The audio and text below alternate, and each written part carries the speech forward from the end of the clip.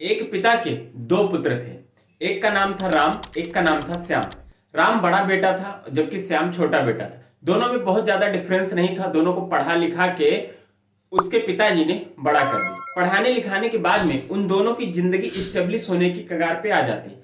तो पिता ने देखा कि इन दोनों की जिंदगी अगर अच्छी नहीं हुई तो इसका प्रॉब्लम्स मुझे ही झेलना पड़ेगा। वो जब एक किराना स्टोर चलाते थे तो किराना स्टोर चलाते चलाते उनके दिमाग में एक बात आई कि अगर मैं इस किराने स्टोर पे नहीं रहूंगा तो कोई ना कोई मेरे दोनों बेटों में से इस दुकान पे जरूर बैठेगा, चाहे राम बैठे चाहे श्याम बैठे, लेकिन इन दोनों में झगड़ा ना हो, इन दोनों को अच्छी तरीके से इन सभी में हिस्सा भी मिल जाए।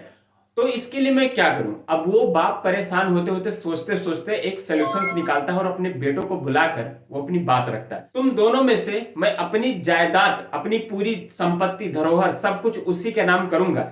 जो बेटा अपनी जिंदगी को सबसे अच्छी तरीके से जीना सीख जाएगा, कठिनाइयों से लड़ना सीख जाएगा, और ये जो मेरी दुकान है, जो किराने स्टोर की दुकान है जिसको मेरे दादा चलाते थे, इस दुकान को जो सबसे ज्यादा हाईएस्ट परफॉर्मिंग बिजनेस बनाएगा, वो भी कम समय में, एक लिमिट दे दिया 6 महीने का टाइम। अब दोनों भाई सोचने लगे कि ये किया कैसे जाए। दोनों एक ही जैसे थे, गांव में पले बड़े थे, बहुत ज्यादा पढ़े लिखे नहीं थे, शहर से कोई वास्ता नहीं था। और उसके बाद में उन दोनों ने दुकान को चलाने के बारे में सोचा तो पिताजी से बोला कि अगर मैं दुकान चलाने बैठूंगा तो फिर छोटा क्या करेगा। फिर छोटा बोला अगर मैं ही दुकान चलाऊंगा तो फिर बड़े भाई क्या करेंगे। तो उस पिता ने सोचा कि लाओ दोनों का बंटवारा कर देते हैं और दुकान लोगों का अलग अलग कर। तो उसके पिता ने राम और श्याम की दोनों की सहमति मांगी और पूछा कि इस दुकान पे कौन सा बेटा बैठेगा। क्योंकि राम बेटा बड़ा था, अब उसको लोग वैसे भी घर में ज्यादा प्यार देते थे, तो उसने एक ही बात रखी कि इस दुकान पे मैं बैठूंगा। तो छोटा भी मान गया, श्याम भी मान गया और बड़े भाई राम को दुकान चलाने के लिए दे दिया। लेकिन फिर श्याम के लिए उसके पिताजी ने एक दूसरी दुकान सेम मार्केट में दोनों को आमने सामने करके खुलवा दिया। और दोनों का टारगेट एक ही कि 6 महीने में जो इस बिजनेस को सबसे ज्यादा हाईएस्ट परफॉर्मिंग बिजनेस बनाएगा उसी को मैं अपनी संपत्ति का, अपनी जायदाद का वारिस बनाऊंगा। अब ये बात लेकर दोनों में काफी कंपटीशन होने लगा। अब जो पुरानी दुकान थी उस पे क्या था कि कस्टमर पहले से ही आते थे, क्योंकि वो पुरानी दुकान है, बधे बधाए कस्टमर थे, वो आ ही रहे थे। प्रोडक्ट उसके पास में भरपूर था, जितनी वो समय से दुकान करता चला रहा तो प्रोडक्ट उसके पास में था। उतना जानता था कि कस्टमर आएगा, सामान लेकर जाएगा और मुझे प्रॉफिट निकालना। अब छोटा जो श्याम था वो इस बात को लेकर हमेशा परेशान होता था कि मेरे और भाई के बीच में कस्टमर सेम है क्योंकि दुकान भी सेम है। तो श्याम ने सोचा अब ऐसा क्या किया जाए कि भाई की दुकान चल तो रही है, मेरी दुकान पे कोई नहीं आया, ऐसा क्या करूं कि मेरी तरफ सारे के सारे कस्टमर आ जाए और मेरा बिजनेस काफी अच्छे से फलने फूलने लगे। तो दोस्तों जैसे जैसे समय बीतता है, समय बीतने के साथ साथ में राम अपने बिजनेस को तो करता रहता है जैसे कर रहा होता, क्योंकि उसके पास कस्टमर आ रहे तो उसी में लगा रहे। छोटा भाई क्या किया, श्याम क्या किया, वो उसके बारे में सर्च करना शुरू किया कि बिजनेस को आखिर किया कैसे जाता है, कस्टमर बुलाए कैसे जाते हैं, प्रोडक्ट रखना कैसे है और कैसे लोगों से प्रॉफिट कमाना। वो धीरे धीरे करके रोज डेली मोबाइल में वीडियो देखता सीखता, जैसे ये वीडियो आप देख रहे हैं ऐसे ही रोज वो भी वीडियो में देखता और सीखता। सीखने के साथ साथ वो बिजनेस में डेली डेली का डेली नया नया इंप्लीमेंटेशन करता और उसने बिजनेस के 7 पिलर्स को अपनाया और अपनाने के बाद में 6 महीने तक ऐसे करता रहा कंटिन्यू। 6 महीने बाद उसके पिता ने जो देखा वो बिल्कुल दंग रहने वाली बात थी, बिल्कुल आंखें खोल देने वाली बात। बड़ा भाई जो राम था, जो बिजनेस कर रहा था, उसने बस प्रोडक्ट का पोर्टफोलियो थोड़ा सा बढ़ाया, थोड़ी सी प्रोडक्ट को और ऐड किया। जितना पिताजी उसके प्रॉफिट निकालते थे उसका 2 गुना वो प्रॉफिट निकाल पाया। लेकिन जो छोटा भाई था, जो श्याम था, वो इतना ज्यादा मैसिव ग्रोथ किया कि वो 10x तक का प्रॉफिट भी गेन किया और साथ में पिता के लिए वो सबसे हाईएस्ट परफॉर्मिंग जो उसके लिए एक शर्त रखी गई थी वो बेटा बन गया। अब राम इस बात से काफी परेशान हुआ कि बताओ, दुकान मेरे पास थी, सब कुछ मेरे पास था, सारी सुविधाएं मेरे पास थी, मेरे पास बधे बधाए कस्टमर भी थे, फिर भी मैं ग्रो नहीं कर पाया, सिर्फ 2x ग्रो किया। जबकि मेरा छोटा भाई जिसके पास में कोई सुविधाएं नहीं, नई दुकान थी, नया प्रोडक्ट लाना था, नए कस्टमर लाने थे, सारी चीजें होने के बावजूद भी वो 6 महीने में 10x ग्रोथ कर गया, मुझसे कहीं आगे निकल गया। अब इस बात को लेकर जब दोनों आपस में बैठकर बातचीत किए, समझने की कोशिश किए, तो छोटा भाई बड़े भाई को बताता है कि उसने बिजनेस के 7 पिलर्स को अपनाया। वैसे तो दोस्तों बिजनेस की 14 स्ट्रेटेजी होती है उसको ऑपरेट करने के लिए, बिजनेस को चलाने के लिए अच्छी तरीके से, लेकिन एक बिजनेस को स्टेब्लिश करने के लिए और एक अच्छा प्रॉफिट कमाने के लिए बिजनेस के 7 पिलर्स को ही अपना के बिजनेस को एक अच्छा खासा ग्रोथ दिया जा सकता है। तो जब छोटे भाई श्याम ने राम के साथ में उन 7 बिजनेस पिलर्स के बारे में साझा किया तो राम बिल्कुल मतलब चौंक के रह गया कि वही चीज तो मैं भी कर रहा हूं, इसमें कुछ नया क्या है। दोस्तों ये 7 बिजनेस पिलर कोई और बिजनेस पिलर कहीं अलग से नहीं थे, वही थे जो आप डेली रोजमर्रा की जिंदगी में अपनी बिजनेस को बढ़ाने के लिए कर रहे होते। सेम उसी बिजनेस को आगे बढ़ाने के लिए राम भी कर रहा होता, लेकिन व्यवस्थित किसका था? श्याम का था, और अव्यवस्थित किसका था? वो राम का था। राम का बिजनेस बस चल रहा था, श्याम का बिजनेस इनोवेट हो रहा था, रिनोवेट हो रहा था, आगे बढ़ रहा था, नई चीजें ऐड हो रही थी, बहुत सारी चीजें हो रही थी। तो दोस्तों वो 7 बिजनेस पिलर क्या थे, आज इस वीडियो में उसके बारे में खुल के चर्चा करेंगे। और आज की वीडियो में आप सीखेंगे कि आपने भी बिजनेस किया हुआ या करने वाले हैं तो आपके साथ में राम जैसा हालात ना हो, श्याम जैसा आप अच्छी खासी ग्रोथ करें। तो छोटे भाई जब श्याम ने राम को सारी चीजें बताई, उसमें से पहला बिजनेस पिलर बताया था सेल्स, क्योंकि बिजनेस का रीढ़ की हड्डी होती है सेल्स, यानी सेल्स होगा तभी प्रॉफिट होगा। और हमने बिजनेस शुरू क्यों किया था? ताकि हम प्रॉफिट कमा सकें। वैसे तो दोस्तों बिजनेस में सेल्स ही सब कुछ है और हर कोई सेल्स भी करता है प्रॉफिट को कमाने के लिए, लेकिन उसी सेल्स को स्ट्रेटेजी अपनाकर, कई सारी रणनीति अपनाकर जब की जाती है तो उसको और अच्छी तरीके से किया जा सकता है। तो श्याम ने जो अपने बिजनेस में सेल्स को बढ़ाने के लिए कुछ पॉइंट्स अपनाए थे वो ये था कि कस्टमर का बिहेवियर जो था वो चेंज हो रहा था समय के अकॉर्डिंग, उसको उसने समझा। और एक टारगेट जो उसका था फिक्स था कि 6 महीने में मुझे कहां तक ग्रोथ लानी है, वो उसने एक टारगेट को फिक्स कर रखा था। उसके बाद में कस्टमर आता है, प्रोडक्ट लेता है, एक प्रोडक्ट लेने आया है तो एक ही प्रोडक्ट लेता है। कस्टमर को एक प्रोडक्ट से 2 प्रोडक्ट, 2 से 4 प्रोडक्ट कैसे दिया जाए, इसके बारे में जब श्याम ने सोचा तो उसने तीसरा चीज अपने प्रोडक्ट का पोर्टफोलियो भी तैयार कर दिया। और इस तरीके से जब दुकान में कोई भी कस्टमर आता था और प्रोडक्ट को अपने हिसाब से वो चूज करने को उसको मौका मिलता था, तो दोस्तों चौथी चीज होती है वो है बिजनेस का टर्नओवर हमेशा से बढ़ जाता है। तो श्याम का बिजनेस का टर्नओवर बढ़ गया। ये था पिलर नंबर 1। दूसरा पिलर है दोस्तों मार्केटिंग। अब अगर आपको सेल्स बढ़ानी है, सेल्स कैसे बढ़ेगी? जब कस्टमर आएगा। और कस्टमर कैसे आएगा? जब उसको मार्केटिंग करके आप बताओगे कि आपके पास में कौन सी दुकान है, आपके पास में कौन सा प्रोडक्ट है और किस प्रकार से आप उसकी हेल्प करने वाले। तो दूसरा पिलर है दोस्तों मार्केटिंग। अब मार्केटिंग 2 तरीके से किया जाता है, या तो बैनर, पोस्टर, होर्डिंग जो ऑफलाइन होता है उसको कर लो, या तो दोस्तों आप ऑनलाइन जितने भी सोशल मीडिया प्लेटफॉर्म है जैसे कि यूट्यूब हो गया, इंस्टाग्राम हो गया, व्हाट्सएप हो गया, फेसबुक हो गया और भी अदर प्लेटफॉर्म है, वहां पर या तो आप ऑनलाइन अपना एड रन करा, डिपेंड करता है आप किस एरिया में कितना दूर आपको करना है। तो श्याम ने समझा ये सारी चीजें, वीडियो देख देख कर उसने समझा कि अपनी यहाँ की मार्केटिंग कैसे वो कर सकता है।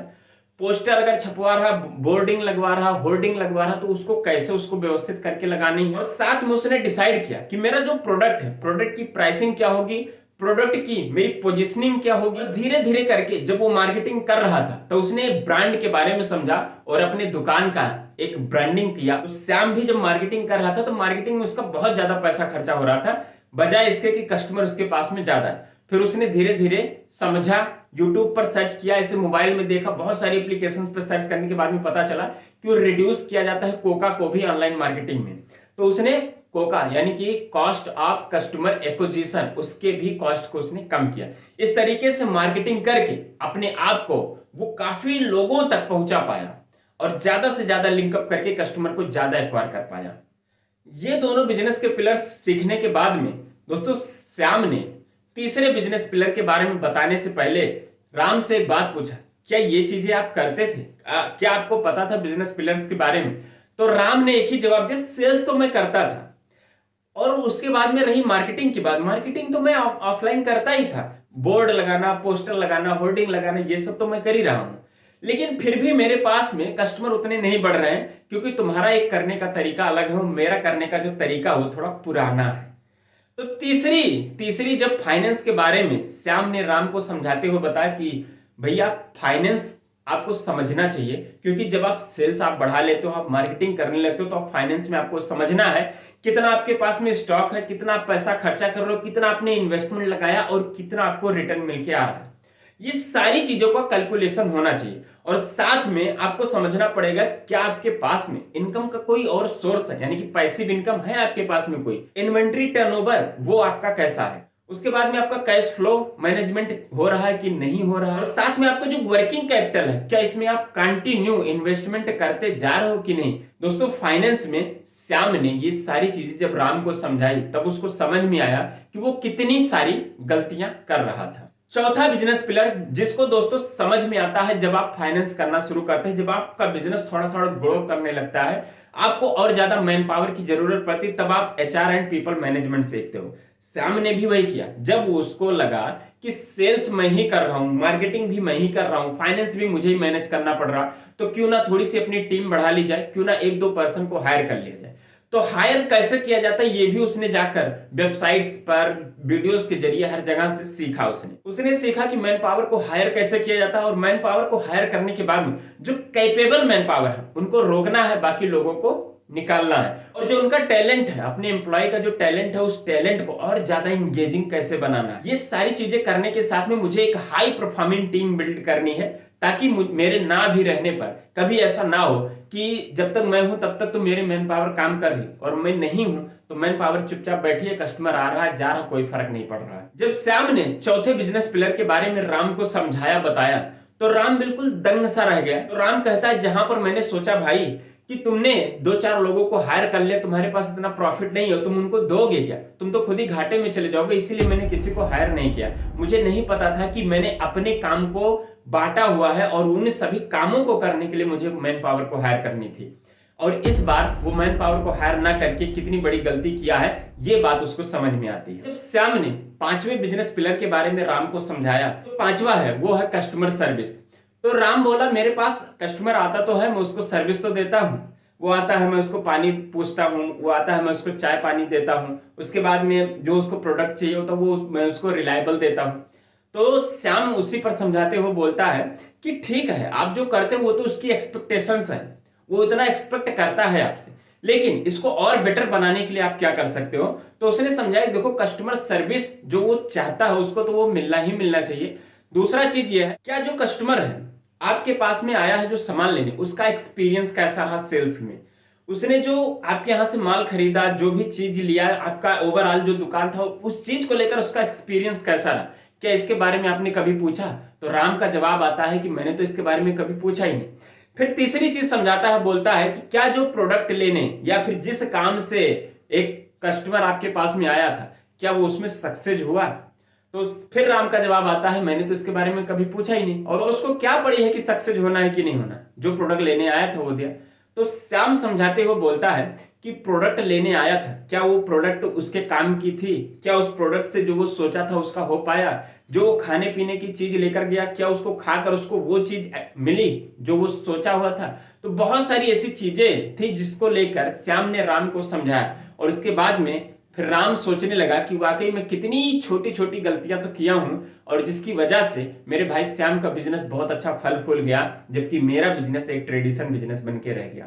और कस्टमर सर्विस बताने के बाद में जब छठवें बिजनेस पिलर के बारे में बताया जो था टेक्नोलॉजी, टेक्नोलॉजी के विषय में समझाया कि जब हम किसी को उधार देते तो उसको मैनेज कैसे करते हैं, कोई पेमेंट नहीं देना चाहता उस समय उसके पास पैसा नहीं तो हम पेमेंट कैसे लेते हैं, क्या हम ऑनलाइन पेमेंट ले सकते हैं या फिर हमेशा से ऑफलाइन ही लेने की कोशिश करते हैं। साथ में जब हम टेक्नोलॉजी को अपनाते हैं तो हमारी सिक्योरिटी और हमारा सपोर्ट और ज्यादा विस्तारित हो जाता है, और साथ में जब हम टेक्नोलॉजी का यूज करते हैं, अपने आप को सोशल मीडिया पर दिखाते हैं टेक्नोलॉजी के माध्यम से, तो हमारी कस्टमर रीच एक वाइड एंगल को पकड़ लेती है और हम वर्ल्ड से भी कनेक्ट हो जाते हैं। साथ में सीआरएम एक टूल होता है, कस्टमर रिलेशनशिप मैनेजमेंट, क्या ऐसा कोई टूल है आपके पास में। फाइनेंस को अकाउंटेबिलिटी करने के लिए क्या ऐसा कोई टूल है आपके पास में, नहीं है। राम ने यही जवाब दिया। और उसके बाद में जब सातवें बिजनेस पिलर के बारे में पूछा क्या कोई इनोवेशन आप लेकर आए हो, वो बोला इनोवेशन जैसा क्या होता है, कस्टमर आएगा माल लेकर जाएगा पैसा देकर जाएगा, बोला नहीं इसी चीज को तो और बेटर करना है। तो उसने समझाया कि इनोवेशन क्या, अपने प्रोडक्ट में इनोवेट करो, कुछ प्रोडक्ट ऐसे हैं जो बहुत पुराने हैं उसको नए तरीके से चेंज करो, कस्टमर का एक्सपीरियंस एक इनोवेशन है उसको चेंज करो, जो आपके प्रोडक्ट का पोर्टफोलियो है उसको चेंज करो, कस्टमर का जो परचेजिंग एक्सपीरियंस है उसको थोड़ा इनोवेट करो, थोड़ा और सरल बनाओ, सिंपल बनाओ। ये सारी बातें जब कर रहा होता है श्याम राम से, तो राम ये सब कहता क्या ये सारी चीजें बता रहे हो। तब श्याम उसको समझाता है कि प्रोडक्ट का इनोवेशन जरूरी है और साथ में अपने प्लेस का, जिस प्लेस में आप काम कर रहे हो ना, आपकी दुकान इसीलिए पीछे हो क्योंकि जैसी थी आपकी दुकान आज भी वैसी है और मेरा देखो शॉपिंग मॉल बन चुका है, वी मार्ट की तरह बन चुका है। और उसके बाद में समझाता है कि जब आप इनोवेशन करते हो तब आपका रेवेन्यू बहुत तेजी से बढ़ जाता है और जो छोटी छोटी प्रॉब्लम्स होती हैं, किसी को कुछ चाहिए ढूंढ के देना है, जल्दी मिल नहीं रहा, तो सब कुछ व्यवस्थित होने पर ना छोटी छोटी प्रॉब्लम्स सॉल्व हो जाती हैं। कस्टमर क्या होता है वहां पर डिलाइट फील करता है, यानी कि कस्टमर सर्विस से वो हर बार आपकी सुनेगा, लेकिन कस्टमर डिलाइट से वो हर बार आपको ही चुनेगा। तो दोस्तों ये वो 7 बिजनेस पिलर थे जिसकी वजह से श्याम का बिजनेस फल फूल के ग्रो करता चला गया, लेकिन राम का बिजनेस जैसे ट्रेडिशन था वैसे ट्रेडिशनल बिजनेस बन के रह गया। तो आप इनमें से कौन सा बिजनेस कर रहे हो, राम वाला या श्याम वाला, कमेंट करके बताना। और क्या फ्यूचर में आप राम बन के रहना चाहोगे या फिर श्याम बनने की आप भी कोशिश करोगे। दोस्तों ऐसे भी नाम आपने सुने होंगे जिनके प्रोडक्ट में कभी कोई कमी नहीं थी, एक प्रोडक्ट एक ऐसा प्रोडक्ट जिसके विषय में आज तक कोई भी कस्टमर एक्सपीरियंस खराब नहीं हुआ, जैसे कि कोटक, HMT, उसके बाद में नोकिया, उसके बाद में बजाज, उसके बाद में डायनोरा, उसके बाद में राजदूत, उसके बाद में एम्बेसडर। इन सभी का नाम आपने सुना। एम्बेसडर जो कार बनाती थी, ऐसी कार जिसमें किसी भी प्रकार की कोई कमी नहीं थी, लेकिन कमी क्या थी, इनोवेशन का। कस्टमर हर बार समय के साथ में चेंज होता है, उसने नहीं चेंज किया।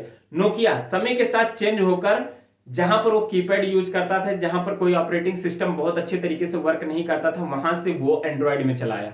नोकिया ने उस समय तुरंत नहीं चेंज किया। राजदूत अपने आप में एक अच्छी खासी मानी जाने वाली मोटरसाइकिल जो अपने आप में बहुत ही मजबूत थी, जिसका एक्सपीरियंस लोगों को बहुत अच्छा लगा, लेकिन मार्केट में ऐसे इनोवेशन आए, उसने अपने आप को इनोवेट नहीं किया, वो भी मार्केट से गायब हो गया। ऐसे ऐसे कोडक जो रील्स बनाता था कैमरे का, 70% से ज्यादा जिसका मार्केट शेयर था, फिर भी जब कैमरा आया, लोगों को मोबाइल मिल गया, जब माइक्रो SD लगने लगे, सब कुछ ऑनलाइन हो गया या फिर सोशल मीडिया पर अपलोड होने लगे या फिर पिक्चर टू पिक्चर क्लिक होने लगे, तब उस समय भी कोडक ने अपने आप को चेंज नहीं किया और मार्केट से आज पूर्ण रूप से गायब हो गया।